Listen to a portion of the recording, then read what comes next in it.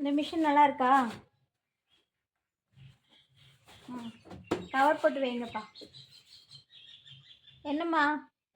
வேலை இருந்தால் கொடுங்கண்ணே. எங்கள் வீட்டில் நானும் வயசானவங்க 2 பேர் தான் இருக்கோம். வீட்டுக்காரரு இறந்துட்டாருங்கண்ணே. முதல்லலாம் நான் வீட்டில் தான் இருப்பேன். இப்போ அவர் இறந்ததுக்கப்புறம் ரொம்ப கஷ்டம். அதான் வேலைக்கு தேடி அலைஞ்சிட்ருக்குறேங்கண்ணே. உங்கள் கடையில் என்ன வேலை இருந்தாலும் நான் பார்க்குறேங்கண்ணே. வேலையெல்லாம் இருக்குது.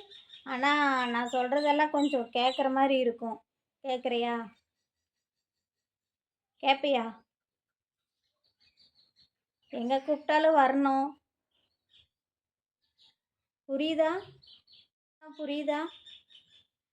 தனியாக தான் இருக்க. புரியலைங்கண்ணா, நீங்கள் என்ன சொல்கிறீங்கன்னு புரியல. எங்கே கூப்பிட்டாலும் வரணும்னா வேலை விஷயமாவா? என்ன சொல்கிறீங்க நீங்கள்? எங்கே கூப்பிட்டாலும் வரணும்னா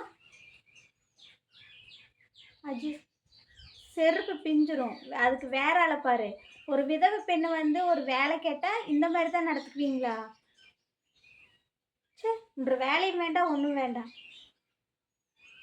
அப்போ உனக்கு வேலை இல்லை, போமா. எல்லாரும் உன்னை பார்த்தா எல்லாம் சொல்லுவாங்க. நீ எங்கே வேலைக்கு போனீனாலும் இதைத்தான் கேட்பாங்க.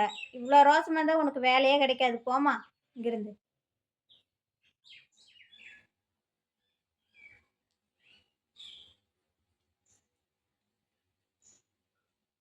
சாவி எடுத்துட்டு வா, சீக்கிரமா போகலாம். எடுத்துட்டு வா, போகலாம். ஐயோ, ஒரு சொம்பு தண்ணி மோந்துட்டு வா. சகுனம் சரியில்லை.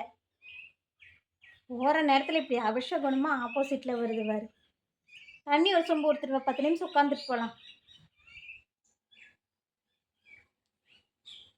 பூ வாங்கிக்கம்மா, பூ வாங்கிக்கம்மா. ரோஸ் பூ 10 ரூபா தான், 10 ரூபா தான்.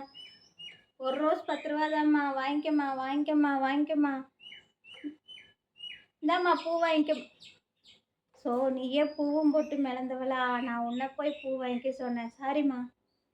பூ பூ பூ பூ இந்தாம்மா பூ வாங்கிக்கிங்க, பூ வாங்கிக்கிங்க. 10 ரூபா, 10 ரூபா. ஏம்மா, நான் பூ வாங்கக்கூடாதா? நீ பூ வாங்கி என்னம்மா பண்ண போற? நான் வாங்கி சாமிக்கு வைப்பனா இருக்கும். அது ஏம்மா அப்படி சொல்கிறீங்க? சாமிக்கு வைக்கிறக்கா?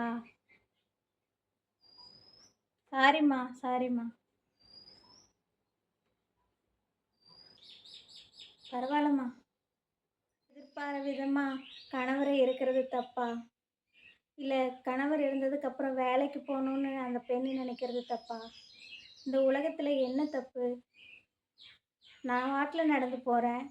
வெளியில் போகிறவங்க சயனம் பார்த்துட்டு போகிறாங்க. சயனம் பார்த்துட்டு கெட்ட சகுனோன்ட்டு போகிறாங்க. அபசகுணமாக வந்து நிற்கிறாங்கிறாங்க.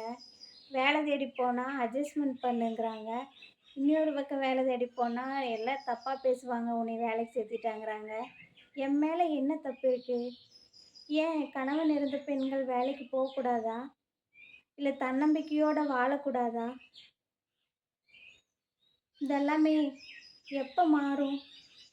இந்த உலகத்தில் ஒரு கணவனை இழந்துட்டா அந்த பெண் பல போராட்டங்களை சந்திக்க வேண்டும். அவளை தப்பாக பேசி காயப்படுத்தி கொண்டே இருப்பார்கள். இந்த நிலைமை மாற வேண்டும்.